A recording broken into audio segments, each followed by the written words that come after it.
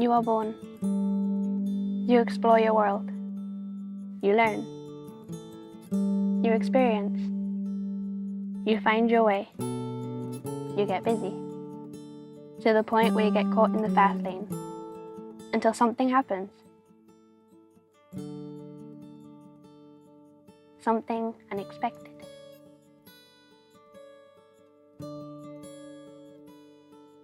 Really, I had what you could say a normal childhood, no? I was raised up in a working class family, and I had everything I could ask for, no? The drugs nearly killed me. Well, the doctor didn't actually use the word breast cancer. The words that were used were suspicious cells. And that was enough to get me in a frenzy of, what is this? Is this cancer? Is it not? If it is, how long do I have to live?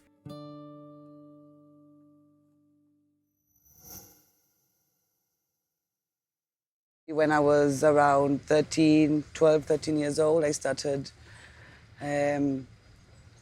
experimenting with drugs. I started smoking hash, and I just loved the feeling, you know?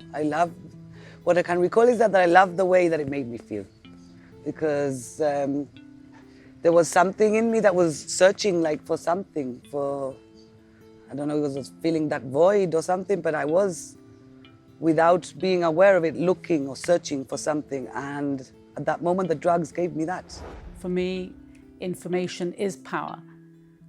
And not knowing is the worst thing. And that's what I was left with. Suspicious cells, we don't know.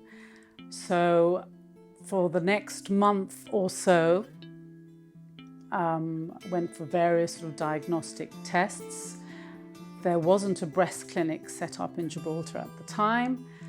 So I had to go to Spain, then I went off to the UK, and then eventually, when I learned that I had what's called DCIS, which is ductal carcinoma in situ, which basically is the best type of breast cancer you can get, in the sense that it's not invasive, it sort of remains in place. Then finally I had the information I needed to be able to deal with it and move on. But that first month was very difficult, because you have questions that are not being answered, and your mind plays all sorts of tricks. Whilst I was using, everything was perfect. Everything was, that was how I felt, was exactly how I wanted to be all the time. But obviously, we all know that that's only temporary. So when that kind of faded away,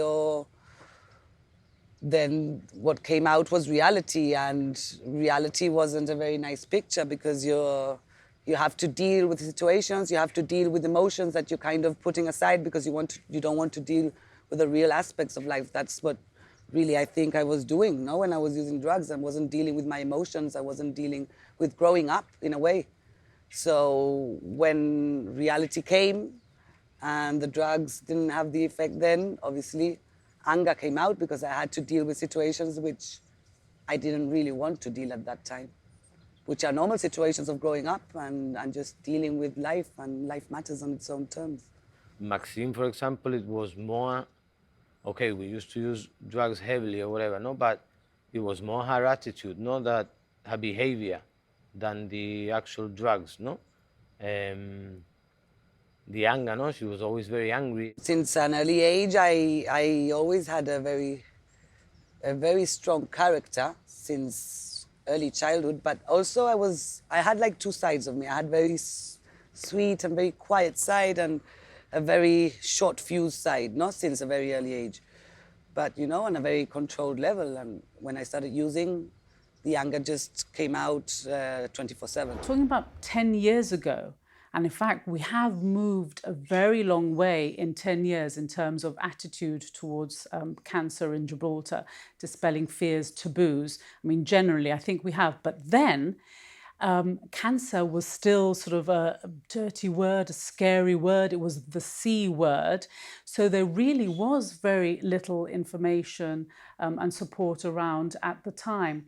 So it did take me up until I had the information, time to get over that initial fear and said, right, now I know what I'm dealing with.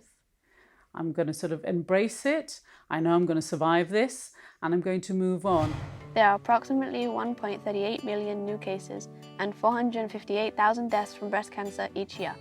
Breast cancer is by far the most common cancer in women worldwide. Early detection of the disease remains the cornerstone of breast cancer control. When detected early, there is a good chance that breast cancer can be cured. If detected late, curative treatment is often no longer an option. Before I'd had breast cancer, talking about, 3-4 years before I'd had the breast cancer, I'd had 2 miscarriages and an ectopic pregnancy.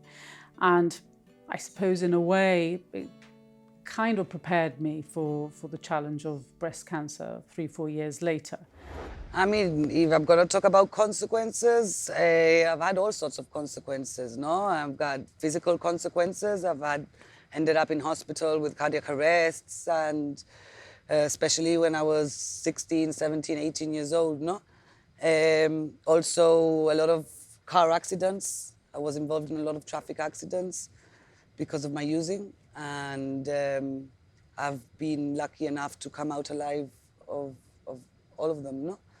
I've always known her using, so we used to party together. We ended up raves. Most of it was raves in Spain. No, we were always together. We would camp as well. No, we used to go camping with her parents. And for me, the normal thing was that there was always drugs in between us, either hash or either drink or either tablets, whatever. But there was always something. No.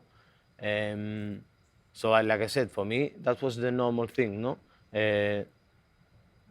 If I'm honest, I thought that the people that didn't do what we did, they didn't know how to enjoy life. Globally, it is estimated that between 153 million and 300 million people aged 15 to 64 have used an illicit substance at least once. At least 15.3 million people have drug use disorders. It is also estimated that there are between 99,000 and 253,000 deaths globally as a result of the illicit drug use. I think the biggest consequence is my emotional. Emotionally, I was ripped apart, you know, because I lost myself completely. So that is what really made me think that I had to look and search for something different in life, because this was going to destroy me. I think sharing difficult times with others and learning that others have been through the same as you is sort of a great sort of pillar of strength to keep you going. It took me, I think it was 2 years, more or less, psychologically to completely come to terms with it all. And in fact, in that time, I took a step back from GBC work. I wasn't in the public eye in all that time. And it was a time of sort of rethinking, you know, what to do, focusing perhaps on the family, because when you go through an experience like this, you put your life into perspective and you focus on what's most important. But that desire to change your society for the better, if you like, I think was still there and was always there. And what I did do is I'd meet women who were diagnosed with breast cancer for coffee. It was something very, very informal. And I mean, that's the beauty about Gibraltar. And that happened at the time when I'd had my miscarriages and ectopic pregnancy. You hear of other people's news. So people automatically approach and said, look, I had breast cancer too. How are you? And I got a bit of support there. And I found myself doing the same with others. I'd hear of women who'd been diagnosed, so we'd meet informally for a coffee and have a chit chat. So that was happening already. And in fact, I suppose the trigger to really finally launch breast cancer support was 2 things.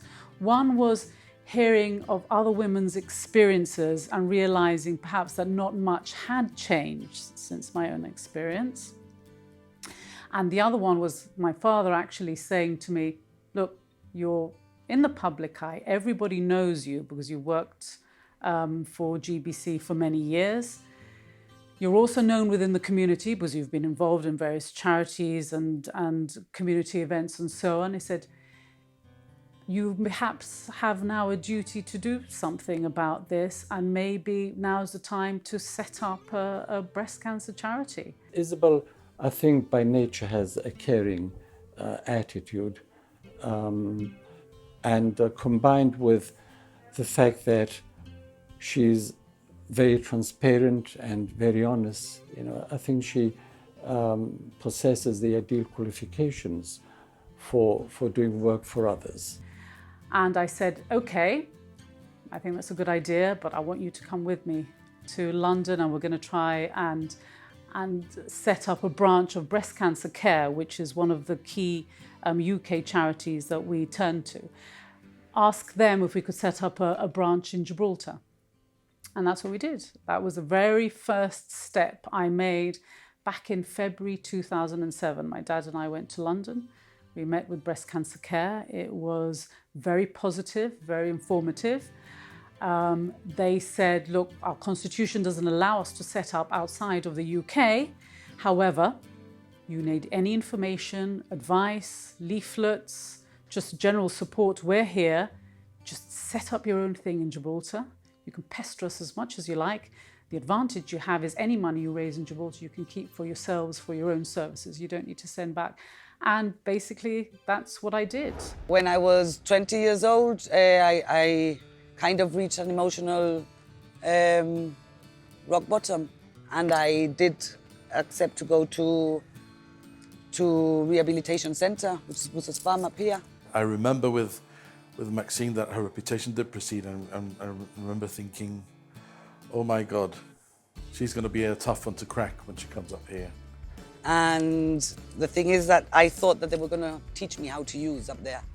I thought that somebody was going to teach me, how to use moderately and how to drink moderately. And the shock was when I went there and they told me that I couldn't use or drink anymore in my life.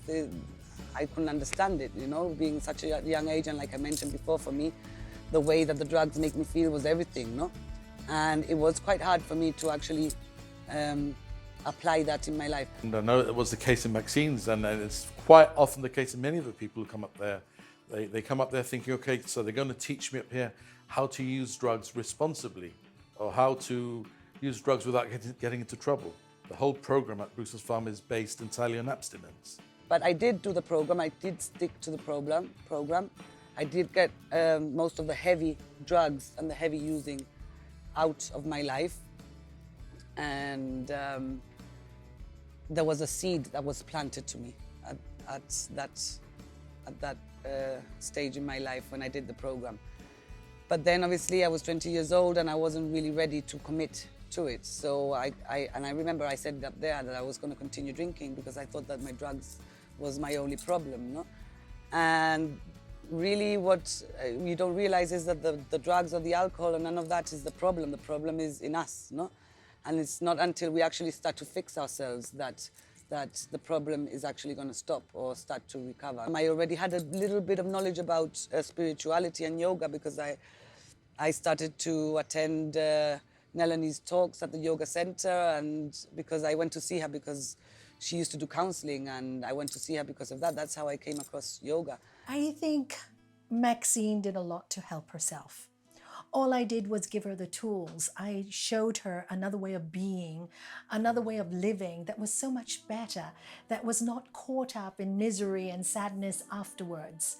In our scriptures, we say, what can be nectar in the beginning is poison in the end. What is poison in the beginning is nectar in the end.